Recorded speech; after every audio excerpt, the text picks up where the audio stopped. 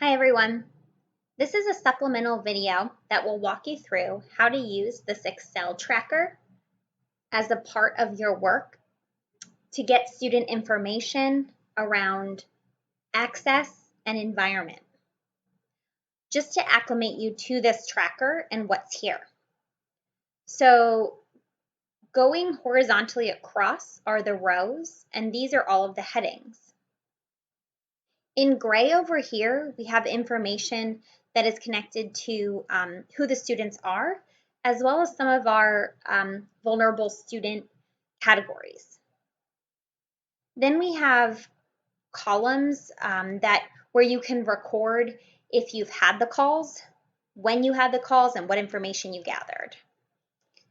Then the colors change based on what you're getting information on. So have students had experience with distance learning? Do they have access to a computer? If so, when? Access to an iPad? Do they have internet access? What other resources do they have? And then these are some questions about environment, a place where you can record general notes, and then a way to determine what is the primary technology that they'll be using. Down here across the bottom are the tabs. The data entry tab is where you're going to type in your information. If you're using this just for you in your classroom, I recommend just choosing Homeroom 1. This is where your data will roll up and be summarized. What that means on this tab, the data entry tab, is that for all of your students, you're just going to record it as Homeroom 1. When you change the homeroom, that's a signal that these students, like student in row 2 and the student in row 3, should be recorded on this tab when you look at your overall numbers. Okay, so it's important that you choose a homeroom, you stick to the homeroom, and then you're looking at the homeroom summary tab that aligns to that same number. I'm going to change the rest of these to Homeroom 1 so that they're all rolling up to the same place. Okay, so in terms of setting up this tracker, the first thing you're going to want to do is choose what homeroom number you're using, like we just talked about. Then you'll put in your student names, student first names and student last names. This other information I recommend that you get from your student information system, or potentially someone in your office team could help you with this. But this is where you can record information from previous years around whether or not students have any health concerns, physical or learning disabilities, whether they are an English language learner, or whether they were previously chronically absent to school. And in each of these columns, you can just use the drop down to fill it in. So it's super easy. I can change this here. Anything that's yes, no is a drop down.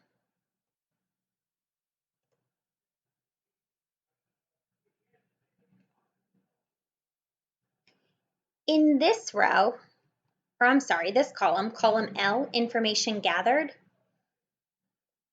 I put a coding system in here to help visually alert you to which students you're going to need to follow up with. So if you got all the information you need, then you code it a 4. You code that student a 4, and it's going to highlight the cell green. But for this student, student number 3, I wasn't able to get very much information at all, so I code this student a 1. When I look at this tracker again, my eyes are going to catch that, right? Because I see that red and I know that I need to follow up. I broke it down pretty directly. 4 is all the information, 3 is 75%, 2 is 50%, and red is 25% or less.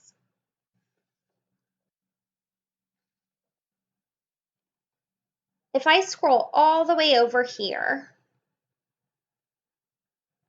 to column AJ, I have this labeled as primary technology method. This is important because it's going to have instructional implications for you, because this is the technology that students will be using to learn and to do their work. And you need to make sure you are clear on what this is for every single student.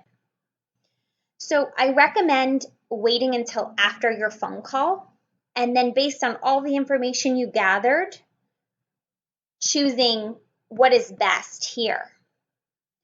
Now, if you didn't get enough information to know, then I would just leave it blank until you schedule your follow-up call. Something that can be helpful here at the end, when you've gotten all of your students' input into the tracker, and then you've made your phone calls, you've entered information, you can sort by this column, by AJ. And so if I do that, if I sort A to Z, it's already sorted actually, but it's going to put the students next to each other who have the same primary technology method. Just so I can show you what this looks like, let me sort the other way. See, there we go. So if there were other students whose primary technology method was going to be a tablet, they would be sorted here next to student 5. Okay, the other thing to call your attention to is this data summary. So we used homeroom 1, which means all of our student data is showing up here. We only have 5 sample students inserted, but what we can tell is that 2 or 40% of our 5 students are going to be using a computer. 1 or 20% is going to be using a tablet. This can be really helpful as you're thinking through groups, because you could group students together who have similar technology, or you could purposely choose not to. But this allows you to see kind of the distribution of your whole class and make really intentional decisions. It's also going to show how far you are with your calls completed. We had one student where we didn't really get much information, and so we coded that one as a 1 and said we hadn't completed it. So 4 out of the 5 are showing up as done. And then this chart down here is giving me that breakdown of how much information I was able to get from each of those calls.